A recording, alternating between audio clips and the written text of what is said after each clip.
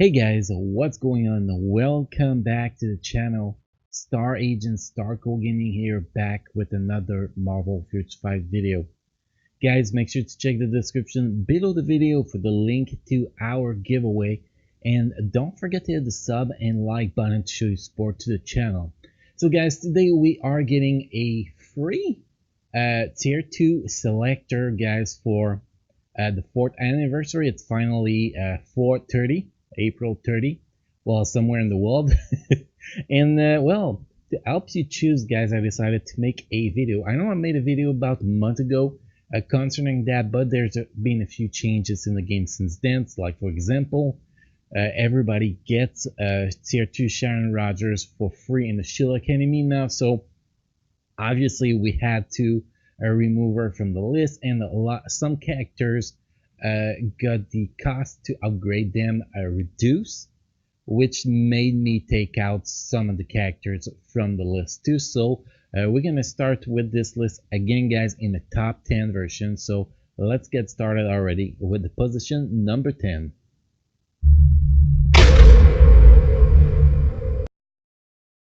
In position number 10, guys, we have the Human Torch. Human Torch is actually the only character in my top 10 here that's actually farmable.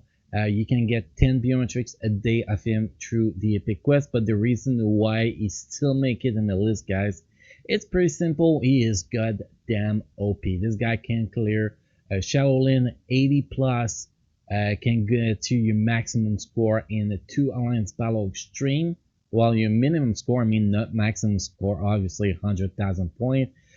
Wall boss ultimate can pretty much kill every single wall boss ultimate and is a meta for a Banima.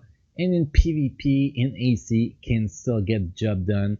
So this guy is actually one of the strongest wall boss ultimate character and one of the strongest tier 2 character for Shaolin. So he easily deserve the top 10 position in this top 10, guys. So position number 10, Human Torch. In position number 9, we have Robbie Reyes. Robbie Reyes used to be one of the top 3 character for this best non-farmable character that you can actually recruit with a 6-star selector or tier 2 selector, but a star doesn't shine as much as before. It still can be useful in some game modes like Alliance Battle Extreme can get you your minimum score on 2 different days. Shadowland can clear up to about stage 50 with a very strong build. PvP is not very useful in PvP, pretty weak in PvP and AC in my opinion. And then Wall Boss Ultimate, maybe stage 25, around stage 25 on Proxima, Garvis. That's pretty much where it's standing, but it's still a very good leadership too for Shadowland. If you're pushing those very high floor and you get the Rocket Raccoon floor, this leadership is awesome. Very good leadership if you do not have Ignore Dodge Striker for Carver's Glaive. Amazing leadership. So because of his really strong leadership, that gives him Ignore Dodge and his capacity to be a little bit above average in regular game modes, while that put Robbie Reyes pretty much at position number 9. In position number 8, we have a Goliath. Goliath's actually a pretty decent character for a game modes like Shadowland.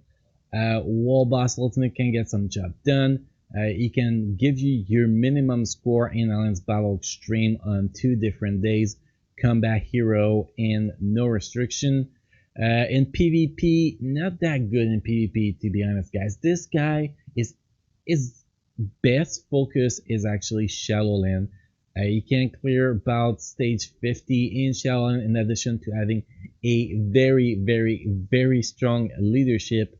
Here you can see it's 55% increase of physical attack. So not only good for Shadowland, but very good for Wall Boss Ultimate when you're hunting those higher stages and you do need, overall 5 good leadership in the game. Well, in your roster to actually be able to hunt for those higher stages. Well, Goliath get there for you. But not only that, also by himself, he can clear Proxima stage 30, Corvus stage 30, I'll say Thanos about stage 15. So he can get some decent job done in Wall Boss Ultimate by himself too, plus in having a very, very great leadership. So position number 8, we have Goliath.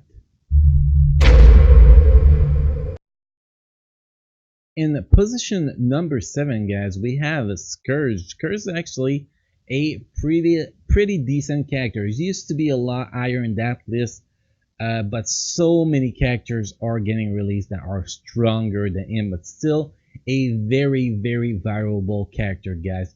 And not only is a villain, but he also can get some job done in game modes like Wall Boss Ultimate, Alliance Battle Extreme, and Shadowland. Shadowland, this guy with a very good build can do up to about stage 60. In Alliance Battle Extreme is one of the best character free play that doesn't require an uniform to be good for combat supervillain. He can get to your minimum score there. He can get to your minimum score on no restriction. Wall Boss Ultimate, this guy can do at least 25 plus on Proxima. Corvus, probably around 15 on Thanos, a little bit similar to Goliath, to be honest, on Wall Boss Ultimate. But its big advantage is that he's a villain. You need villain when you do Shadowland, guys. You need villains. They are the thing you need the most. So having a extra villain is very good, and this one can actually get the job done pretty good. Although PvP, not a strong suit, that I gotta be honest, guys. So position number 7, we have Scourge. In position number 6, we have Euless Claw. Yeah, Euless Claw, guys. This guy is actually very underrated. Some people actually know how he performs, but a lot of players, like when I tell them Euless Claw, you should add it, and they're like, what? This guy ain't good? Yes, he is. This guy, Shadowland, very good. Can, with the proper build, can clear up to about stage 60. He is a villain, like we just talked about with Scourge. A villain is very important for Shadowland.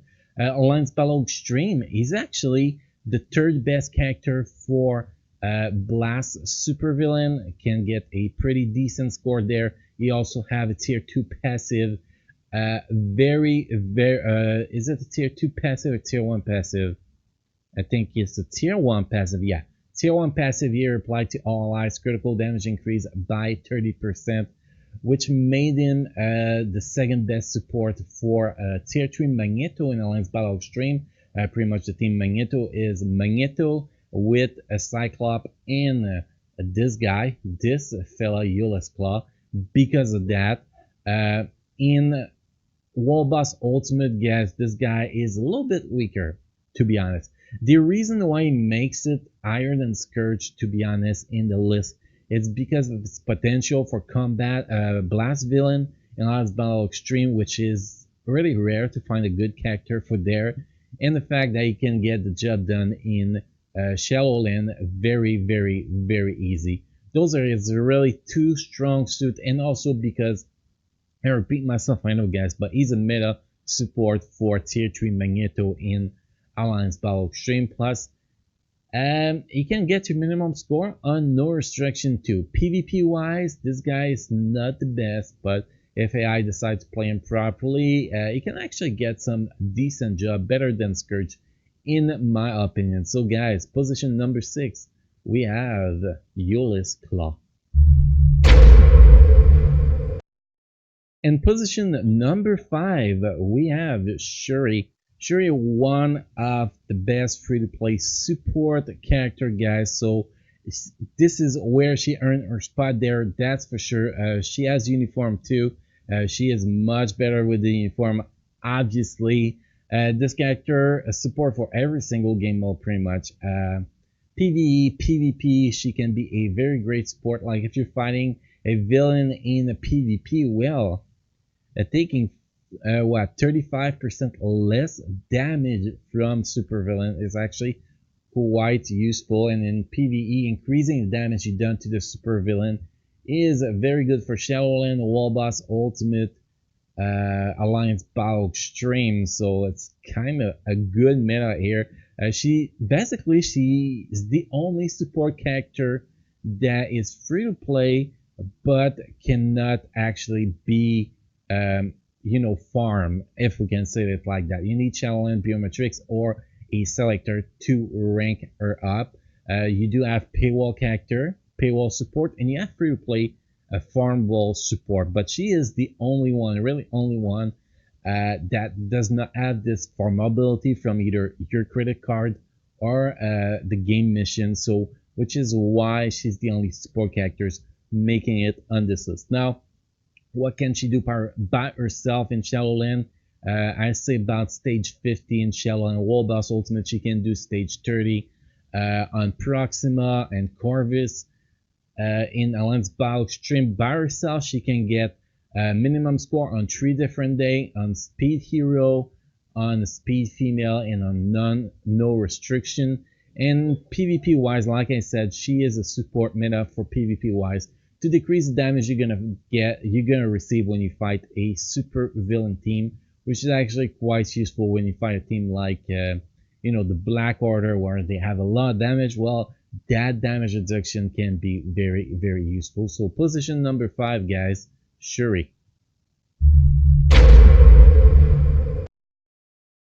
In position number 4, we have Iron Armor. Yeah, guys, this fella, actually quite good in pretty much all game modes, guys. He can get the job done in Shadowland about stage 60, maybe a little bit higher event with the proper build.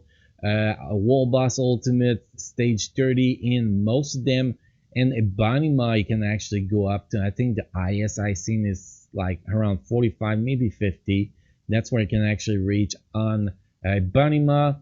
In Alliance Battle Extreme can get you your minimum score on Universal Hero and on No Restriction. And in PvP in Alliance Conquest, well, if the AI planned properly, which happens sometimes with AI, it can get some good job done there. It's actually better than what people would expect from him. So position number 4, guys, we have Iron Armor. In position number 3, guys, we have Korath. Korath is actually quite awesome, guys. I've seen this guy do Shadowland around floor 70. He is the meta for speed super villain for Alliance Battle Extreme. He can also be quite useful on No Restriction for your minimum score if you don't have anybody else than him. Wall Boss Ultimate, this guy can push 35, even higher than 35 on Proxima and Corvus, or around 20 on Tennis. PvP wise, it can actually get the job done too when, again, as always, AI play him properly. So easily, I feel comfortable putting this guy in position number 3, especially that he is a total meta for speed villain in Alliance Battle Extreme. So position number 3, Korath. In position number 2, guys, we have Morgan Le Fay. Morgan Le Fay is a very, very, very good character, guys, in every single game mode. Well, we're gonna exclude Timeline and Alliance Tournament here, obviously, but we're only the top 10 metas actually usable there. But everywhere else, Alliance Conquest actually pretty damn good character. Wall Boss Ultimate stage 30 in Obsidian, Carver's Glaive, stage 20 on Thanos, all stuff you can do with her. In Shadowland, stage 60 plus is actually where she can actually go up to. In Alliance Battle Extreme, guys, she can cover 3 days in Alliance Battle Extreme. If you don't have the meta for those days yet, she is one of the best characters. So for Universal Super Villain, Female Super Villain, and for No Restriction, she can cover that. So she is she's the second character that cover the most game mode in the game, competitively, as that you can pick with a tier 2 selector. So position number 2, Morgan Le Fay. In position number 1, guys, we have Minerva. I don't think that is a surprise for anybody. Minerva is just the character that you can pick with the tier 2 selector with the most versatility in the game, guys. If we look at Shadowland stage 80 plus, pretty easy for her. Wall Boss Ultimate, she doesn't really shine in the Wall Boss Ultimate, to be honest. She is decent against Full Obsidian, maybe stage 25. Against Carver's Glaive, about stage 40. Tennis, about stage 20. But where that makes her very, very versatile, guys, is Alliance Battle Extreme. She can cover 4 days. She is one of the only character in the game, if not the only one, that can actually cover 4 days in Alliance Battle Extreme. She will cover combat female. She's actually the meta for combat female. Meta for combat supervillain. She is female supervillain too. The meta for there too. So that's 3 meta a day that she has actually that is, and she can get to your minimum score obviously on no restriction. So for Alliance Battle Extreme Day, guys, this is actually quite impressive. That you have the uniform or not, she's gonna be able to get the job done. She might not be a meta for female combat or female supervillain without the uniform, but she's still gonna kick ass and get you your minimum score for sure, guys. So considering Alliance Conquest for this girl, she's not the best, but she can get some job done, obviously. So position number 1, guys, we have Minerva. So guys, that was our top 10 choices for the tier 2 selector that we are getting today. Well, you should have it in your inbox already. This is my top 10, guys, but I also want to give honorable mentions to 4 characters that you can actually acquire in Dimension Rift, but we all know it's quite painful to farm in Dimension Rift. So number 1 characters we have in there is Wasp. Number 2 is Loki. Number 3 is Nebula. And number 4 is I made a mistake. There's no number 4. Now, the other characters I want to mention is actually not from Dimension Rift. It's actually from the token shop, is actually Rocket Raccoon, another character with the either Infinity War uniform or Endgame uniform, can actually get a very solid job done that is not actually farmable. So those 4 characters, guys, actually deserve a very strong honorable mention. So if you have all the characters in the top 10, those 4 characters are actually pretty viable option, guys. And that's pretty much it for what we gotta say in this video, guys. Again, don't forget to hit the sub and like button to show your support to the channel. And on that, guys, Star Agent Starco Gaming is out.